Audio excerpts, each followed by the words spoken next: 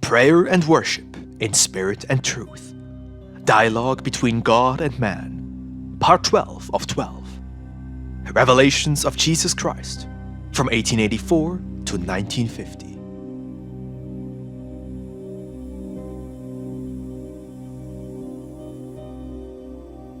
Thus saith the Lord. Today I come to you with a teaching that might appear impossible to put into practice for the world. But once it is understood, it is the simplest to fulfill. I teach you the worship of the love for God through your life, your deeds, and the spiritual prayer, not uttered by lips in any particular place, having no need of external worship or images to be inspired. While men sought to recognize within me a distant and unapproachable God, I have intended to prove that I am closer to them than their very own eyelashes.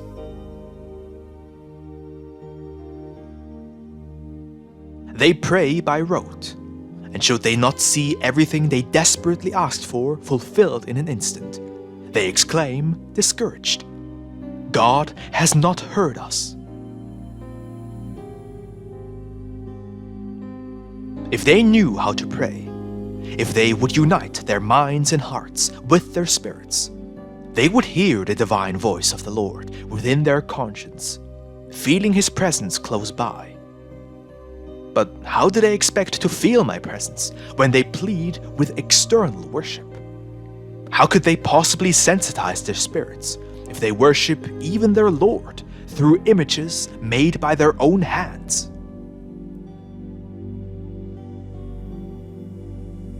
I want you to understand that I am very close to you, that you can easily communicate with me, feel me, and receive my inspirations. Practice the silence that assists the spirit in finding its God.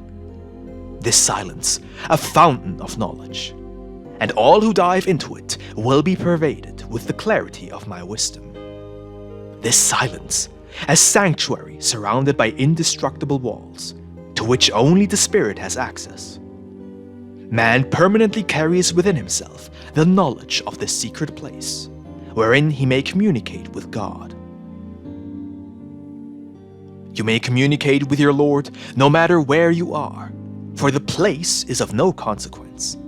Upon the summit of a mountain, in the depths of a valley, among the commotion of a city, in the peace of your own home, or in the midst of a battle. Should you seek me within your sanctuary, amidst the deep silence of your elevation, the gates of the universal and invisible temple will swing open, so you may truly feel yourselves in the house of the Father, present in each and every spirit. Should the pain of your trials overwhelm you, and the afflictions of life threaten to destroy your senses, should you desperately desire a little peace, then retire to your bedchamber or seek the silence and solitude of the countryside. There, elevate your spirit, guided by the conscience, and enter into meditation. The silence is the kingdom of the Spirit, a kingdom invisible to human eyes. At the moment of spiritual ecstasy, the awakening of the elevated senses is achieved. Intuition surges, inspiration is kindled, the future is perceived. The spiritual life recognizes what is distant, and what before appeared unachievable is made possible. If you wish to enter the silence of this sanctuary, this treasury, then you yourselves must prepare the way. For only with true purity will you be able to enter in. My prophets must rise once again to admonish humanity. For while some nations destroy themselves, blinded by ambition and violence, those who have received my light and impartially judge humanity are afraid of setting about their mission and spreading the good news. If men knew how to pray with the Spirit, they would hear my voice, they would receive my inspiration, However, every time they pray, a veil is placed over their eyes, hiding from them the light of my presence. I must reach out to men when they sleep and their bodies are at rest, in order to awaken their spirit, to call upon and converse with them. It is Christ who, like a thief, enters your heart in the middle of the night, sowing my seed of love therein. Learn to pray and meditate simultaneously, so that knowledge and understanding may manifest in each and every one of you. Spirituality is liberty. That is why those who hear me now and have grasped the meaning of this liberating doctrine, behold a great valley opening before them, wherein they shall do battle and give testimony. The time has come when God, the Almighty Creator, arrived to establish communication between Himself and man. The doctrine of Christ was spiritual, but men encased it in rites and forms to make it accessible for spirits of only minor elevation. You have entered the era of the Spirit, of great revelations. All materialism, deception, and imperfection will disappear from all forms of worship. All men, through their spirit, shall recognize God, who is Spirit in full. Upon this road, man will find the true form of perfect communion. Once men have learned to communicate with my spirit, they will have no more need of consulting books or asking questions. Today, they still inquire of those who they believe to know more than they do, or they are in search of scriptures and books, anxious to discover the truth.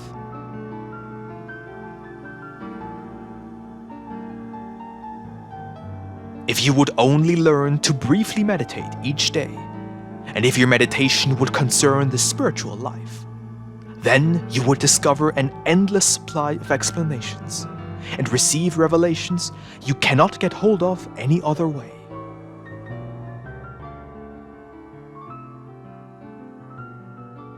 Your spirit already possesses enough light to inquire of me, as well as to receive my replies. The spirit of man has already achieved great elevation. Observe your fellow men living in humble conditions.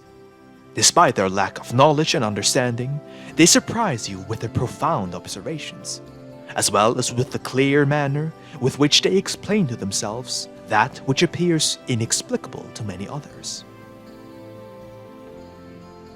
Did they acquire this innate understanding through books or schools?